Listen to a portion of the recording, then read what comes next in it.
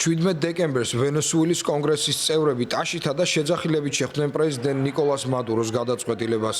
გამართულ კენჭისყრაზე კანონმდებლებმა უარყვეს დონალდ ტრამპის ბრძანება, რომელიც ვენესუელაში შემავალი სანქცირებული ნავთობ ტანკერების ბლოკირებას ითვალისწინებდა.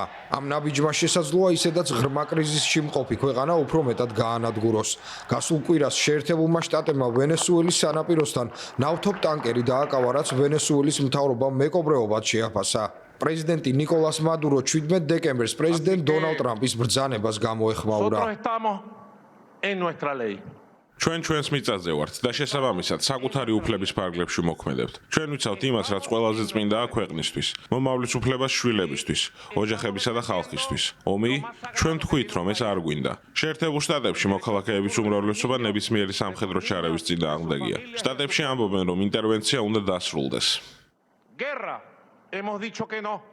17 დეკემბერს საღამოს ტრამპმა სოციალურ ქსელში გამოაქვეყნა განცხადება ბლოკადის შესახებ. ამავე პოსტში ამერიკის შეერთებული შტატების პრეზიდენტი ამბობს, რომ ვენესუელა ნავთობს ნარკოტიკებით ვაჭრობისა და სხვა დანაშაულის დასაფინანსებლად იყენებს. მან პირობა დადო, რომ სამხედრო ძალებს გააძლიერებს მანამ, სანამ ქვეყანა შეერთებულ შტატებს ნავთობს, მიწას და აქტივებს არ გადასცემდა.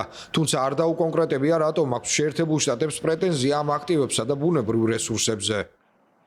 დღეს ვესაუბრე გაეროს გენერალურ მდივანს. მე გარკვევით აუხსენი, როგორ მიმართავენ აგრესიასა და მუქარას. უთხარი ისიც, რაც გუშინაც და დღესაც განაცხადა შეერთებულმა შტატებმა, რომ რესურსები მათი საკუთრებაა და რომ ჩვენ, ვენესუელელები, მათ ნავთობს ვიპარავთ. სხვა სიტყვებით რომ ვთქვათ, ვენესუელის ნავთობი მათ ეკუთვნით.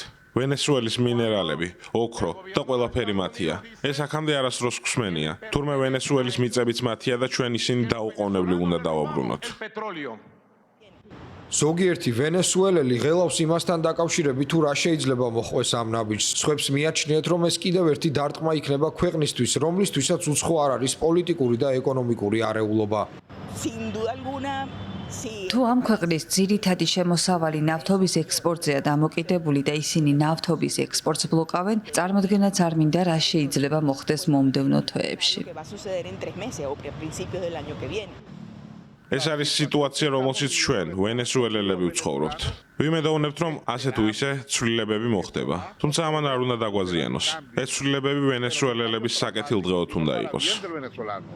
ვენესუელის მთავრობამ შეერთებული შტატების პრეზიდენტის განცხადებას უპასუხა. მან დონალდ ტრამპის სამხრეთ ამერიკული ქვეყნის მიმართ უგუნურ და სერიოზულ მუქარასა და საერთაშორისო სამართლის, თავისუფალი ვაჭრობისა და თავისუფალი ნავიგაციის პრინციპების დარღვევაში დაადანაშაულა.